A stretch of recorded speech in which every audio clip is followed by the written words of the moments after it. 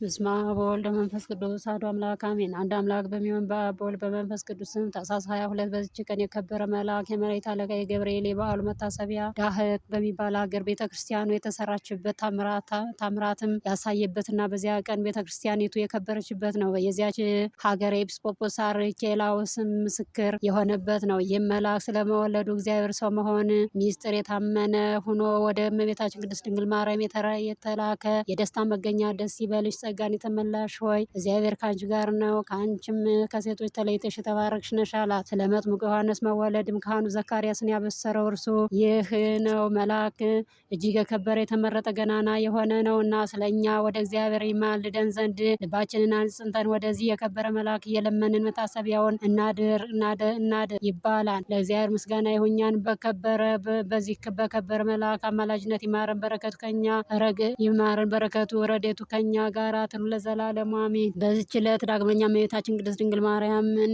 የከበረ ገብርኤል ባበሰራት መሰረት ደቅሲዎስ በዓልን አደረገ። በዓልንም የማክበሩ ምክንያትም እንዲህ ሆነ። ይህ ኤጲስቆጶስ ደቅሲዎስ ከፍቅሩ ጽናት የተነሳ አስቦ መትጋት የታምራቱን መጽሐፍ ሰብስቦ አዘጋጀላት። ምዕመናንም ክብር የሆነች አምላክን የወለደች በድንጋሌ ስጋ በድንጋሌ ነፍስ የጸናች ክብርት እመቤታችን ማርያም ተገለጸችለትና መጽሐፉን በእጅህ አንስተህ ይዛ ወዳጄ ደቅሲዎስ ሆይ ይህን መጽሐፍ ስለ ጻፍክልኝ ባንተ ደስ አለኝ፣ አመሰግንህም አለሁ አለችው። ከዚህም በኋላ ከእርሱ ተሰወረች። ደቅሲዎስም ይህንን ነገር በራእይ ባየ ጊዜ ክብር ድንግል እመቤታችን ማርያምን ከመውደዱ የተነሳ ፈጽሞ ደስ አለው። እርሷም ስለወደደ ፍቅሯ እንደ እሳት አቃጥሎ የእሷን ክብር አብዝቶ ይጨምር ዘንድ ምን እንደሚያደርግ የሚሰራውን ያስብ ጀመር። ከዚህም በኋላ በዚያን ጊዜ ጾሞ ስለነበር ሰዎች አስቀድሞ ሊያከብሩት ያልቻላቸውንም የመላእክት አለቃ የከበረ ገብርኤል ባበሰራት ቀን በዓሏን አከበረ። እሱም የከበረ የሚሆን የልደቱን በዓል ከማክበር አስቀድሞ በ8 ቀን አደረገ። ይህም ታኅሳስ በ22 ቀን ነው። በጵጵስናውም ዘመን ተሰርታ እስከዚች ቀን ጸንታ ትኖራለች። ሰዎችም በዓሉን ባከበሩ ጊዜ ፈጽሞ ደስ አላቸው። ደግነትን፣ ምሕረትን፣ ቸርነትን የምትወድ አምላክን የወለደች በድንጋሌ ስጋ በድንጋሌ ነፍስ የጸናች ክብርት እመቤታችን ማርያም በእጇ የከበረ ልብስ ይዛ ዳግመኛ ተገለጸችለትና አገልጋዬ የሆን ወዳጄ ደቅሲዎስ ሆይ በእውነት አመሰገንሁ፣ በአንተ ደስ አለኝ፣ ስራህንም ወደድሁ። በእኔም ደስ እንዳለህ የከበረ መልአክ ገብርኤል እኔን ባበሰረበት ቀን በዓሌን ስላከበር ሰውንም ሁሉ እኔ ደስ ስላሰኘህ እኔም ዋጋህን ልሰጥህ አንተ በዚህ ዓለም እንዳከበርከኝም በሰው ሁሉ ፊት አገብር ዘንድ እወድሃለሁ አለችው።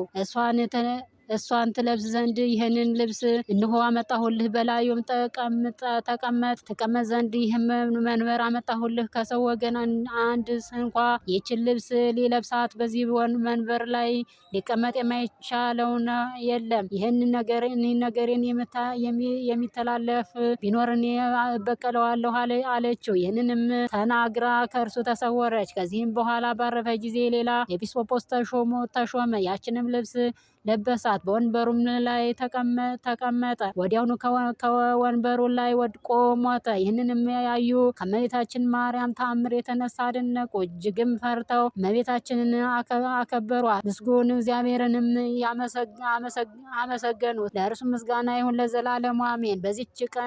በዚችም ቀን ለአባታችን ሊቀ ጳጳሳት 36ኛ የሆነ የእስክንድርያ ሀገር ሊቀ ጳጳስ የክብር አባት አንስጣጢዮስ አረፈ። ይህም ቅዱስ ከእስክንድርያ ሀገር ተወላጆች ከታላላቆች ወገን ነው። እርሱም አስቀድሞ ቤተ መንግስት ውስጥ ሹም ነበር። ከዚህም በኋላ ለቤተ ክርስቲያን ቅስና ተሾመ። ደግሞ በእስክንድርያ ሀገር ላይ ሊቀ ጵጵስና ተሾመ። ስለ አብያተ ክርስቲያናትም አሳቢ ሆኖ ብዙዎች አብያተ ክርስቲያናትን አሳነጸ። በቦታቸውም ሁሉ ኤጲስቆጶሳትን ካህናትን ሾሙ። የመለካውያንንም አብያተ ክርስቲያናትን ወስዶ ለያዕቆባውያን አደረጋቸው። እርሱ ስለ እውቀቱ በእርሱ ዘንድ የከበረ ነውና ብዙዎችንም ወደ ቀናች ሃይማኖት መለሳቸው። ንጉሥ ቆስጠንጢኖስም በሞተ ጊዜ በዚያን ወራት ሃይማኖቱ የከፋች ሌላ ንጉሥ ተሾሞ እርሱም ክፉዎች ከሆኑ አለቆች ውስጥ አንዱን ላከ። ያም ይህን አባት አንስጣጢዮስንም በሐሰት ወነጀለው፣ እንዲህም አለው፦ የያዕቆብንም ሊቀ ጳጳስ አንስጣጢዮስን የጸሎቱና የቅዳሴን ስርዓት በሚሰራ ጊዜ እርሱን አውግዘው ሃይማኖቱንም አረከሰ። እርሱ ግን ይህን አላደረገም ነበር። ንጉሥም የዚህን ክፉ ነገር ሰሪ መልእክቱን በአንበበ ጊዜ እጅግ ተቆጣ። ወደ እስክንድርያውም ገዥ ልኮ የቅዱሱን ቆዝሞስንና የድምያኖስን ቤተክርስቲያናችንን ንዋየ ቅድሳቱንም ሁሉ ከዚህ አባት ወስዶ ለሮም ሊቀ ጳጳስ ላውግኒዮስም እንዲሰጡት አዘዘው። ስለዚህም ይህ አባት አዘነ። ነገር ግን የልብን ሐሳብ የሚመረምር እግዚአብሔር አጽናናው። የአንጾኪያ ሊቀ ጳጳስ የነበረ መናፍቅ ኤጲስቆጶስ ጴጥሮስም እግዚአብሔር አጥፍቶታልና በእርሱ ፈንታ ስሙ አትናቴዎስ የሚባል አዋቂ ጻድቅ ሰው ተሾመ። እርሱም ለዚህ አባት አንስጣሴዎስ በቀናች ሃይማኖት ላይ የተመሰረተች መላእክትን ላከለት። እርሱም ይህች መልአክ ወደ እርሱ በመድረሷ ደስ አለው። ኤጲስቆጶሳቱንና ካህናቱንም ሰብስቦ በፊታቸው አሰናበታቸው። በእርሷም ደስ አላቸው። በውስጧ ከተጻፈ ቃል የተነሳ ከአዋቂነቱም አደነቁ። ከዚህም በኋላ የአንጾኪያ ሊቀ ጳጳስ አባ አትናሲዎስም ተነሳ። ከእርሱም ጋር ኤጲስቆጶሳቱን፣ ካህናትን፣ ዲያቆናትን፣ መምህራንንም ይዞ ወደ እስክንድርያ ከተማ መጣ። ይህ አባት አንስጣጢዮስም ወጥቶ በደስታ ተቀበላቸው።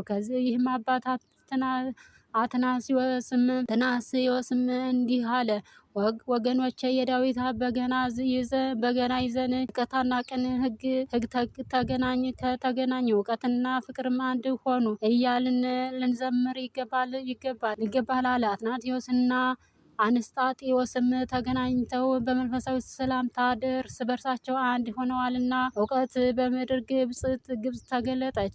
የቀናች ሃይማኖት አንጾኪያ ተገኘ። ግብጽና ሶርያም አንዲት ሃይማኖት ሆነዋልና እስክንድርያን አንጾኪያ አንዲት ቤተ ክርስቲያን ሆነዋልና ለአንድ ንጹሕ ድንግል ሙሽራ አንዲት ድንግል ሙሽሪት ሆነዋልና እርሱም ኢየሱስ ክርስቶስ የሕያው አብ አካላዊ ቃል ነው። አብ የሕያው አብ አካላዊ ቃል ነው። ይህ አባት አትናሲዮስም በአባ አንስጣሴዎስ ዘንድ በአንድ ገዳም ውስጥ ተቀመጠ 40 ቀኖች ያህልም እርስ በርሳቸው እየተማማሩ ስለ ቀናች ሃይማኖትም ስር መሰረት ሊመረመሩና ሲመላለሱ ኖሩ። ከዚህም በኋላ አባት አትናሲዎስ በፍቅር አንድነት ወደ አገሩ ተመለሰ። ከዚያም ወዲህ በእስክንድሪያና በአንጾኪያ መካከል በአንዲት በቀናች ሃይማኖት ስምምነት ሆነ። ይህም አባት አንስጣሴዎስ ከሕይወት መጻሕፍት ለነፍሳቸው የሚጠቅማቸውን ለመንጋዎቹ ያስተምራቸው ነበር። ከመራራቁና ከማወቁ ብዛት የተነሳ በእያንዳንዱ ዓመት እየተጻፈ የሚልካቸውን ትምህርቶችን መጀመሪያዎችን በአሊፋት ፊደሎች አደረገ። እንዲህም በመጀመሪያው ዓመት ትምህርቱን በአሌፍ ጀመረ።